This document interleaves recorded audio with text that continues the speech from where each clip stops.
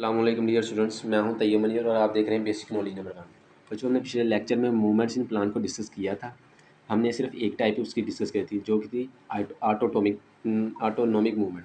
अब second type है paratonic movement. Paratonic movement क्यों होती है, कैसे होती है, इसकी आगे फर्दर क्या टाइप्स हैं वो भी हम डिस्कस करेंगे। Paratonic movement, the movement are due to the external causes, यानी ये बैरूनी वजूहात की वजह से होती है। इसकी आगे फर्दर दो टाइप है, tropic movement, nastic movement. Trophic movement, the movement of bent toward और अवे फ्रॉम द स्टिमुलस, ये स्टिमुलस की तरफ भी हो सकती है और उससे दूर भी हो सकती है। ये इसकी डेफिनेशन है। दे आर डायरेक्शनल मूवमेंट, यानी इनकी एक खास हिम्मत होती है। स्टिमुलस इज एक्सटर्नस, ये स्टिमुलस हमेशा बैरूनी आएगा। The word tropic is drive from Greek word tropos meaning turn.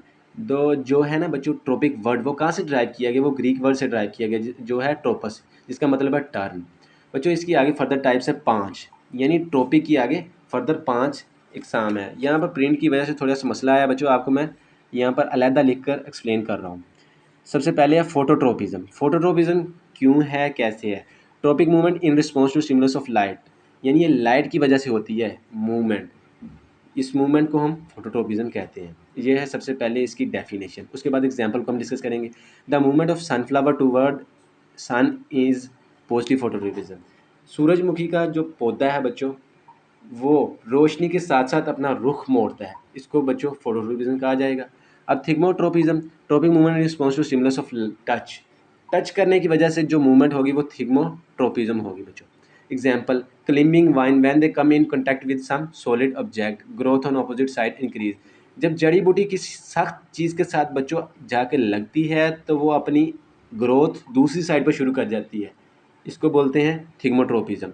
Chemotropism, tropic movement in response to the stimulus of chemical is called chemotropism. Chemical की स्टिमुलस से जो मूवमेंट होती है वो कीमोट्रोपिज्म होती है। द हाइफी ऑफ फंजाई, इसको बच्चों कीमोट्रोपिज्म मूवमेंट कहा जाता है।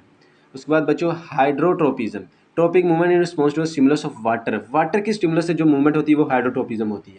एग्जाम्पल के तौर पर root show positive hydrotropism and shoot show negative hydrotropism, यानी रूट पानी को अब्जॉर्ब करती है, पानी की तरफ होती है, क्योंकि हमने सबसे पहले डिस्कस कर दिया है कि ये डायरेक्शनल मूवमेंट होती है सबसे। ओके बच्चों, ये आखिरी टाइप रह गई है जो कि हम डिस्कस करेंगे। अब सबसे पहले आप देख लेंगे फोटोट्रोपिज्म की डायग्राम से आपको खूब वाज़ह हो जाएगा कि फोटोट्रोपिज्म किस तरह होती है। बच्चों ये देखो, ये दरख्त है, यानी अभी सिर्फ छोटा सा पौधा ही है। गमले से देखो किस तरफ जा रहा है, रोशनी की तरफ। यहाँ पर ये बल्ब लगा हुआ है यानी सोर्स ऑफ लाइट, अब ये उसकी तरफ बेंट हो रहा है, इस यही चीज़ फोटोट्रोपिज्म। बच्चों अब हम आखिरी टाइप डिस्कस करेंगे, geotropism. Tropic movement in response to gravity is called geotropism, यानी ग्रेविटी की तरफ मूवमेंट को जियोट्रोपिज्म कहा जाता है। Root show positive phototropism, geotropism, यानी रूट हम ग्रेविटी की तरफ मूवमेंट करता है, तो बच्चों ये पॉजिटिव जियोट्रोपिज्म हो गया। बच्चों हमने एक टाइप डिस्कस कर ली है जो थी ट्रोपिक मूवमेंट। अब हम सेकंड टाइप को डिस्कस कर रहे हैं जो है nastic movement. The non directional movement of plant in response to the external stimulus are called nastic movement. बच्चों ट्रोपिक मूवमेंट होती है वो हमेशा डायरेक्शनल होती है। ये आप शॉर्ट के तौर पर अगर आपको पूछा जाए definition what is difference between trophic movement and nastic movement, तो बच्चों आपने डिफरेंस बनाकर लिखना है, 3 उस साइड पर 3 उस टाइप साइड पर, यानी डायरेक्शनल मूवमेंट, उसकी डेफिनेशन और उसकी एग्जांपल, ये 3 पॉइंट हो गए। ये इसी तरह आपने एक्सप्लेन कर देना। ये बच्चों नॉन डायरेक्शनल मूवमेंट होती है, होता एक्सटर्नल स्टिमुलस ही है, मगर ये नॉन डायरेक्शनल होती है, यानी इसकी खास कोई डायरेक्शन नहीं होती। इसकी आगे फर्दर टाइप है, उसको हम डिस्कस करते हैं। Negative nasty, the non directional movement in response to the external stimulus leading to the unequal growth. मैंने आपको ऊपर बताया ना कि इसकी नॉन डायरेक्शन मूवमेंट होती है और जो कि नॉन इक्वल ग्रोथ होती है, ना हमवार ग्रोथ होती है।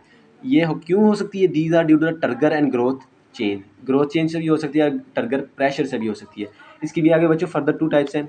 Photonasty, the principal stimulus is the photoperiod, यानी ये लाइट की वजह से हो सकती है, यानी दुरानिया जो होता है ना लाइट का, उसकी वजह से। The flower open and close due to the light intensity, जो पौधे की पत्तियां हैं वो लाइट इंटेंसिटी की वजह से खुलती भी हैं और बंद भी होती हैं। इसकी दूसरी टाइप्स है thermonasty, it is due to the temperature, ये टेम्परेचर की वजह से होता है, यानी हरारत की वजह से। The flower of tulips close at night and Bloom during the day, वही ऊपर वाली बात की जा रही है कि जो दर्जा हरारत है उसकी वजह से पौधे पौधे या फूल की जो पत्तियां हैं वो दिन में खुल जाती हैं और रात को बंद हो जाती हैं। इसकी मेन जो सेकंड टाइप थी वो है हेप्टोनास्टिक।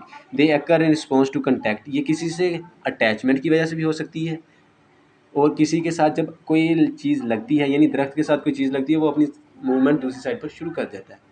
For example action of Venus fly trap. बच्चों आपने 9th या 10th में आपने पढ़ा होगा कि वीनस फ्लाई ट्रैप, बच्चों ये पत्ती की तरह से होता है। जब इसके साथ कोई चीज़ अटैच होती है यानी पैरासाइट, तो ये अपनी पत्तियां जल्दी से बंद कर लेता है ताकि वो पैरासाइट बाहर ना जा सके। फिर ये अपना केमिकल रिलीज़ करता है जिसकी वजह से वो उसी वक्त ख़त्म हो जाता है, और इससे ये बहुत ज़्यादा फ़ायदा होता है इसको।